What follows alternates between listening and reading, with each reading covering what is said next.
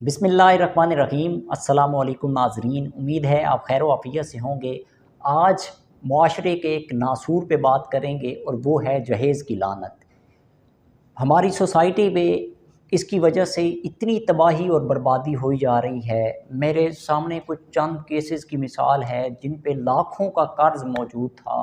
माँ-बाप हमारे सामने रोते थे कि हम क्या करें, मुआशरे सोसाइटी को देखते हुए, लोगों की बातों से बचने के लिए, फैमिली ख़ानदान के उस बातों से बचने के लिए हमने अपनी बेटी को जहेज़ दिया। और कई लोग ऐसे ऐसे लानतशुदा मर्द भी मौजूद हैं जो डिमांड करते हैं, जिनकी फ़ैमिलियों की तरह जिनकी अपनी बेटियां बैठी होती हैं, वो डिमांड करते हैं कि हमें ये चीज़ प्रोवाइड की जाए, ये चीज़ दी जाए। ऐसे लोग भी मौजूद हैं और ख़ुद को मर्द कहलाते हैं।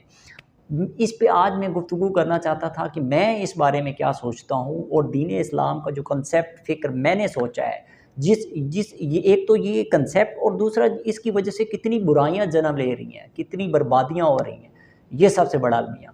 हाँ, ये जो इस बात को भी समझें कि ये जो रस्म, ये एक रस्म है, ये शरीयत में, दीन में इसका कोई कहीं पे भी कोई ऐसा पहलू या कोई बात मौजूद नहीं है जो हम तक किसी तरह से पहुँची गई हो। तो ये एक रस्म है हिंदुआना, खालिस हिंदुआना रस्म है। और हिंदुआना वो रस्म ऐसी क्यों करते हैं औरत के लिए? क्योंकि वहाँ विरासत को कोई निज़ाम नहीं है। हमारे यहाँ तो एक ज़ाब्ता हयात है जो दीन इस्लाम ने हमें दिया और औरत को हर हवाले से एक विरासत दी।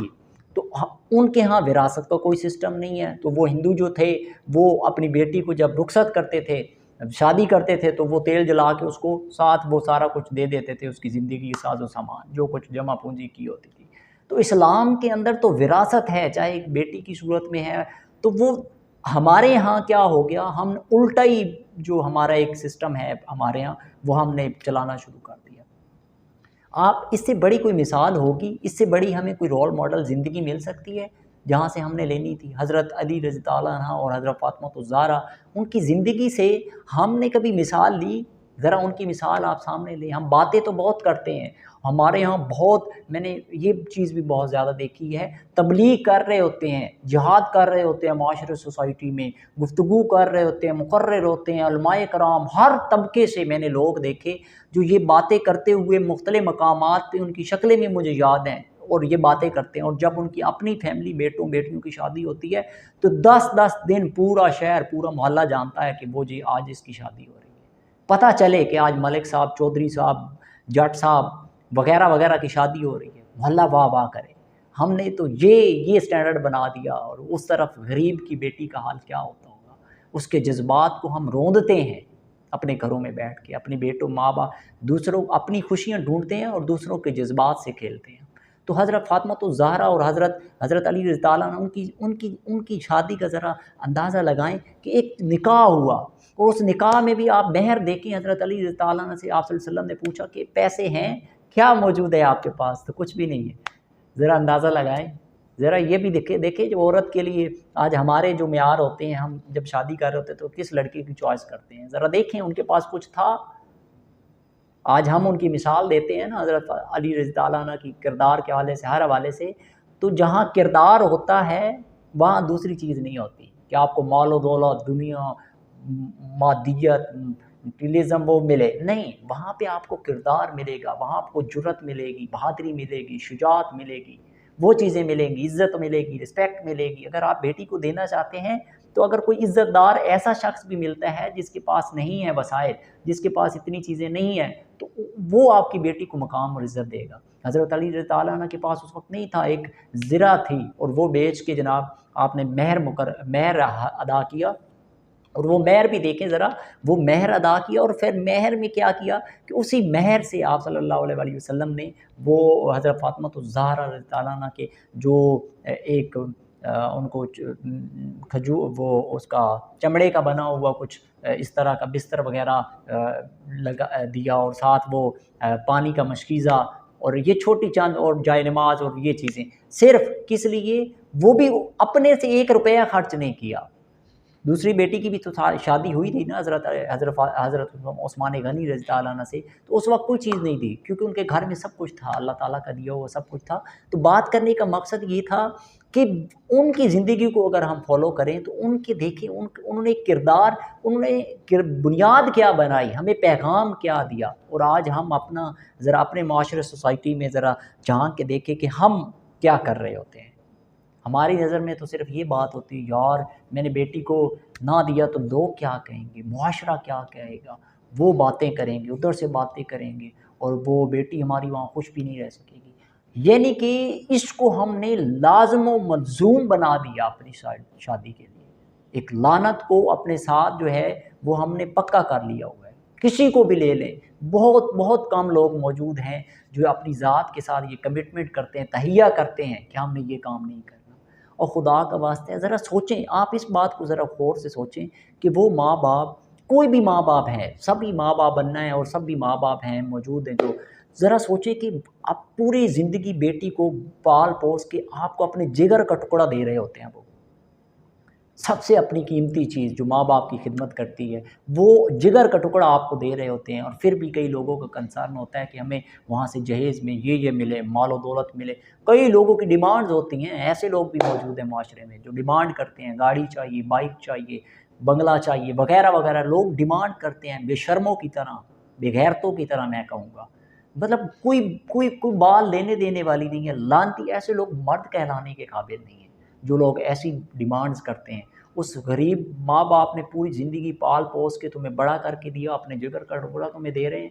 शरीयत दीन ने कहाँ पे लिखा है तुम पूरी ज़िंदगी मर्द कहलाने के काबिल नहीं बनते। हम पूरी ज़िंदगी, वो जहेज़ आता है, सारा सामान, पूरी ज़िंदगी की ज़रूरतें, दीन इस्लाम तो ये कहता है तुम्हें कि तुम औरत को दे रहे हो, जिगर का टुकड़ा दे रहे हो तुम्हें, तो तुमने उसकी ज़िंदगी की हर ज़रूरत, हर सहूलत, हर चीज़ को पूरा करना है।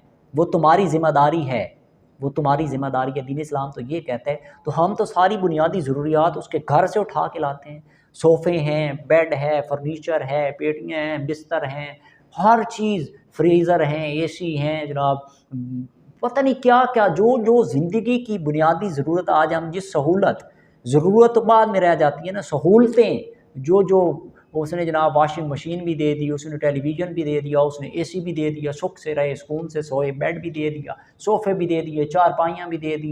मतलब दुनिया जहाँ की जो सहूलत मौजूद होती है, वो बेटी उस अपने माँ बाप कर्ज़े उठा के या जहाँ से भी लेना है वो करके उसको साथ देते हैं। और मर्द जब शादी हो जाता है, टेके लगा के, गैरतमंद मर्द, वो उसी पे सो रहा होता है, उसी पे बातें भी सुना रहा होता है उसको, ये है, तुम ऐसी हो, तुम्हारे माँ बाप ने तो कोई काम नहीं किया, कोई ख़ास नहीं। ये कई लोग ऐसे भी मैंने देखे हैं जो कह रहे होते हैं कि ये फर्नीचर, इसका तो कोई हाल नहीं है, ये क्या 2 नंबर लेके दे दिया। ऐसे लोग भी देखे, घटिया तरीन लोग। तो ज़रा अंदाज़ा लगाएं किस बात के हम मर्द बनते हैं। हमारी गैरत का तो जनाजा उठ गया ना। मतलब आप उसी के जो घर से आई सारी चीज़ें, ज़िंदगी बुनियादी ज़रूरियात, पूरी ज़िंदगी उन्हीं चीज़ों पे हम गुज़ारा करते हैं। तो ये काम तो मर्द ने करना था। काश हमारी सोसाइटी ये बात समझ जाए। मैं माँ बाप से दरख्वास्त करूँगा, जो मेरी वीडियो को सुने, मैं उनसे दरख्वास्त करूँगा अपनी ज़िंदगी में ये कमिटमेंट कर लें अपने आप से। मैंने भी ऐद किया हुआ है, मैंने भी अपने साथ ऐद किया हुआ, आप भी ऐद करें कि चाहे कुछ भी हो जाए, चाहे हमारे पास कोई सोर्स कुछ भी नहीं है, जो वसाइल हैं उसी के अंदर, इसी तरह जो दीन इस्लाम ने हमें असूल दिया, ज़ाब्ता दिया, उसी के मुताबिक शादी करनी है। और जहेज़ नहीं देना, इस लानत को कबूल नहीं करना, अल्लाह और उसके रसूल की बात को मानना है, मुआशरे सोसाइटी के स्टैंडर्ड पे नहीं चलना हमने। मैं तो इसको गैरत भी नहीं समझता कि आप किसी की बेटी जहेज़ लेके आए और आप उसकी चीज़ें यूज़ करें, आपके इस्तेमाल में हो। वैसे तो हम बड़े गैरतमंद बनते हैं, कोई बात हो जाए तो हमारी गैरत पता नहीं कहाँ से कहाँ पहुँच जाती है। इस हवाले से हमारी गैरत मरी हुई है, ख़ास तौर पे मर्दों की। तो इस अलमिया को हमें जड़ से ख़त्म करना होगा। और एक और भी इसमें एक बड़ा पॉइंट है जो मैं देखता हूँ ख़ास तौर पे गाँव की सतह पे, कि वो जहेज़ की लानत जो माँ बाप जमा करते हैं, ख़ास तौर पे मैं इस बात करता हूँ कि वो जो जमा किया जाता है गाँव में, दावत दी जाती है जहेज़ देखने के लिए। कई दिन जनाब आ जाएँ, हमारी बेटी का जहेज़ लगा हुआ देख जाएँ। वो भाई किसके लिए, किसको दिखा रहे हो? मुआशरे को, सोसाइटी को। लोग जाके बातें करें, वाह वाह उसने ये दे दिया, उसने ये कर दिया, बड़ी चीज़ें दी, बड़ा सामान दिया। कभी सोचा है हमने, हम अहले दर्द, हम कभी हमारी गैरत जागी, कभी हमने सोचा है कि वही जहेज़ देखने के लिए वो बेटी भी आती होगी जिसके घर में खाने को कुछ नहीं है। उसके जज़्बात को हम रोंदते हैं, हम इतने मतलब क्या अल्फ़ाज़ मैं इसके लिए यूज़ करूँ? हम लोगों के जज़्बात से खेलते हैं। वो बेटी जिसके सफ़ेद बाल हो रहे हैं, जिसके घर में माँ-बाप जहेज़ नहीं दे सकते, इस वजह से उसकी शादी नहीं हुई, और आप वहाँ तमाशा लगा के पूरे मोहल्ले को इकट्ठा करके जहेज़ दिखा रहे हैं, दूसरों के जज़्बात से खेल रहे हैं। क्या ऐसे माँ-बाप को खुशियाँ मिल सकती हैं? ऐसी बेटी, ऐसी औलाद को खुशियाँ मिल सकती हैं? किस चीज़ की उम्मीद रखते हैं? हमने बुनियाद को ही जड़ों से ख़त्म कर दिया, हम गैरतमंद बनते हैं। और इस लानत को अगर किसी ने ख़त्म करना है, इस लानत को सबसे ज़्यादा जो तहफ़्फ़ुज़ देने वाले वो भी ख़वातीन ही हैं, वो भी माएँ हैं, बेटियाँ हैं, बहनें हैं। क्यों? कि औरत ही इस बात पे फ़ोकस करती है कि फ़ैमिली में लोग बात करेंगे, लोग कहेंगे, ये मेहंदी रस्म व रिवाज जो देख लें, ये सारी ख़वातीन करती हैं। मर्द कहाँ पे होते हैं? उसके तो पैसे बचेंगे।